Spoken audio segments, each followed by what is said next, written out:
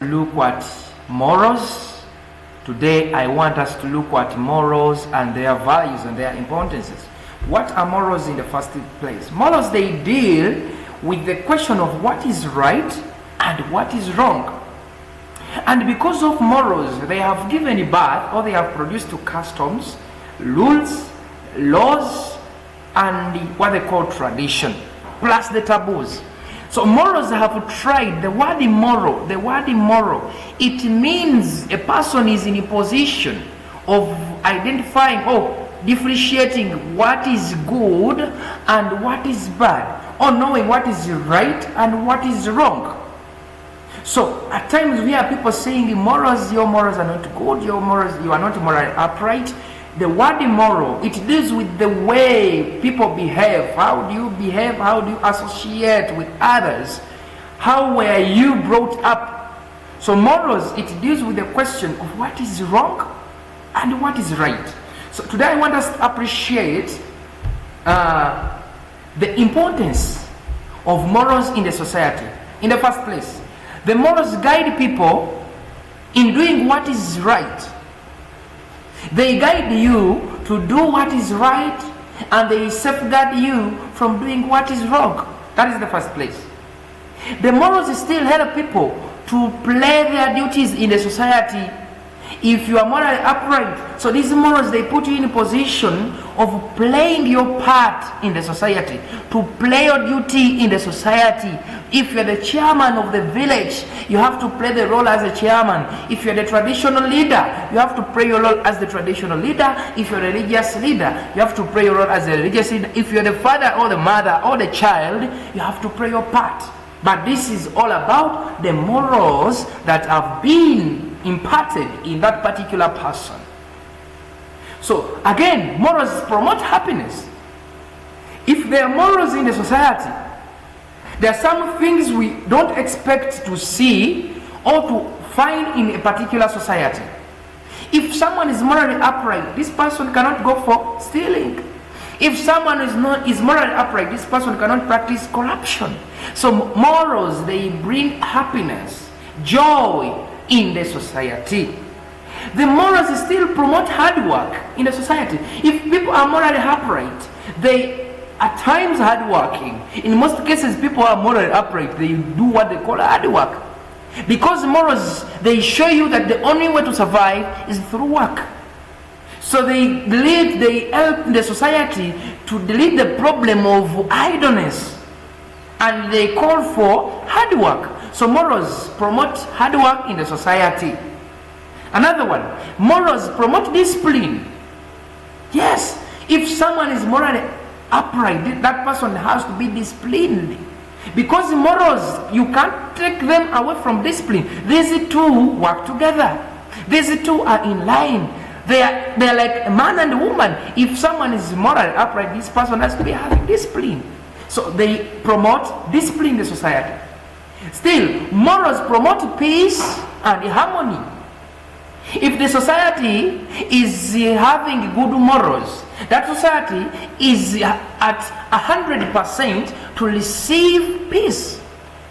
But when the state or when the society is morally dead, or when the morals have decayed, that society is having the chances of being in instabilities, or with having instabilities. So morals, they promote peace and harmony in the society.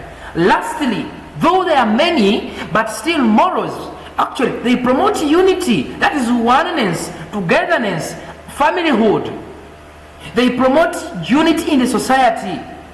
So if the society is morally upright, we expect this society to be together. So morals promote what they call unity. So there are many more merits or advantages or importance of morals in the society. I want us to appreciate how morals were preserved in African traditional religion or society. The word preservation, it is like how were they kept, how were they maintained, how were they applied.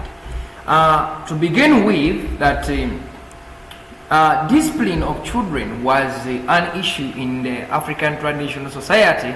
That is to say, relatives and neighbors that were with a child. Actually, in African traditional setting, a child belonged to the society. So they used to impart morals. For instance, in case you wronged, in case you abused, in case you committed a sin in the society, anyone in the society or elders in the society, for instance, if you've been found stealing or abusing someone, they could punish you, and a child belonged to the entire society. So morals was a responsibility for the entire society. So it was the role of the society to ensure that children grow when they are morally upright. So in case of any mistake, children are always punished. For example, if they found you fighting or doing something wrong, they could punish you as a society. Another one, children are given specific duties depending on the gender. So depending on the gender, actually. If you are a girl, you are given work which is in the line of your sex. If you are a boy, boys were given work which was in line with their sex. So for instance, boys could go for hunting because the girls were taken to be fragile and weak. For them, they're not taken for hunting. For them, they are left to do domestic work. Boys were taken for cultivation because men are taken to be stronger. So it was one of also preserving and also imparting morals in children for the future generation. So they could give children work to do, but they could look at the gender. Are you a man? They give you work in your line.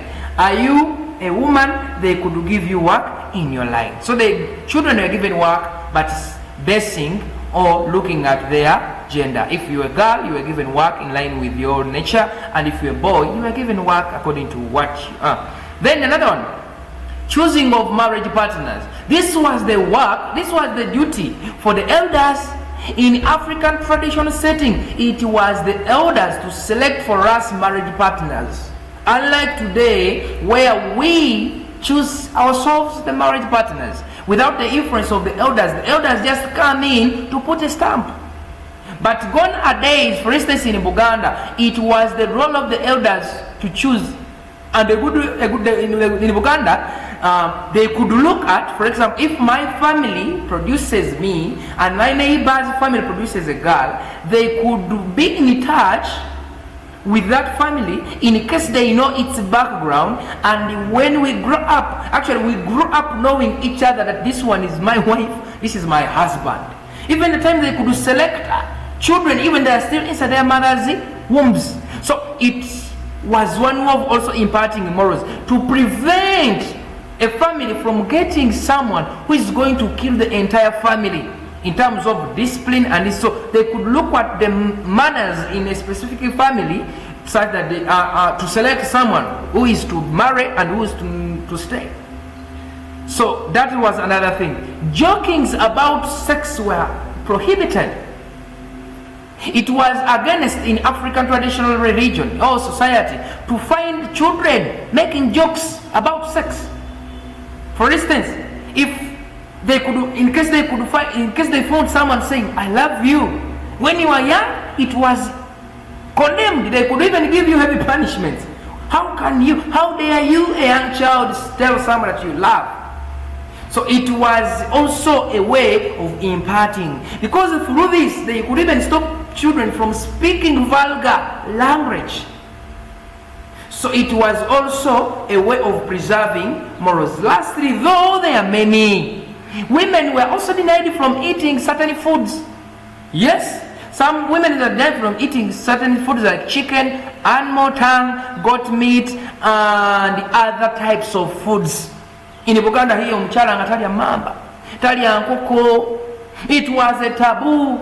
It was a way of imparting morals in women. Even girls grew up knowing we should not eat this. So among others, those are some of the ways of